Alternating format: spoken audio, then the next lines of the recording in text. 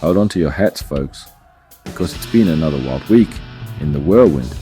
That is the Trump administration. Just when you thought things couldn't get any more chaotic, the man himself and his loyal band of followers have outdone themselves yet again. From controversial policy proposals like mass layoffs and habeas corpus suspension to political maneuvering and a surprise announcement from one of the most polarizing figures in Congress, it's been a 7-day news cycle that's left even seasoned political analysts scratching their heads. Buckle up, because we're about to break down the biggest headlines and try to make sense of it all. First up, let's talk about the federal judge in California who decided to pump the brakes on Trump's grand plan to fire a whole bunch of government employees. Seems like somebody forgot to read the fine print on how to legally dismantle government agencies. The judge basically told Trump he can't just fire thousands of people without going through the proper channels, which, shockingly, involves something called congressional authorization. Who knew? This whole debacle has left essential services like disaster relief and social security hanging in the balance, which, knowing this administration, is probably not keeping them up at night. And if that wasn't enough to make your head spin, the administration decided to float the idea of suspending habeas corpus for immigrants.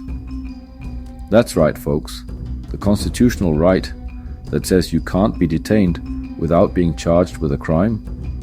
Yeah, they're thinking about chucking that out the window for immigrants, claiming it's justified because of the invasion clause in the Constitution. Legal experts are having a field day with this one, pointing out that only Congress has the power to suspend habeas corpus, not the president.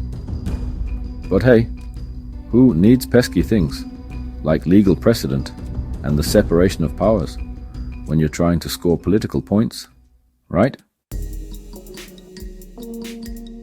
Speaking of scoring political points, let's move on to the Republicans' latest attempt to shower the wealthy with even more money. They've cooked up a $4 trillion tax cut plan that would make even the most ardent capitalist blush. This masterpiece of fiscal irresponsibility includes extending the 2017 tax cuts, the ones that were supposed to pay for themselves but totally didn't, and throwing in some temporary sweeteners like a bigger standard deduction and child tax credit. Of course, they haven't quite figured out how to pay for all of this largesse. But hey, who needs details when you can just slap a tax cut label on it and call it a day? And as if tax cuts for the rich weren't enough, Trump's also decided to double down on his border wall obsession, ordering the Department of Homeland Security to hire 20,000 more law enforcement officers to ramp up deportations. Where the money for this is going to come from is anyone's guess, but hey, who needs things like healthcare and education when you can have a bigger, badder border wall, right? And finally, in a move that surprised absolutely no one, Marjorie Taylor Greene, the human equivalent of a dumpster fire, has decided not to run for the Senate.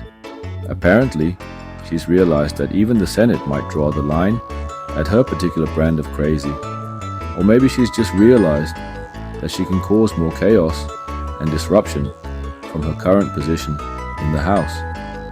Either way, it's a sobering reminder of the state of American politics when someone like Marjorie Taylor Greene is considered a serious contender for higher office. So, there you have it, folks. Just another week in the land of the free and the home of the completely bonkers. What fresh hell awaits us next week? Tune in next time. Same bat time, same bat channel to find out.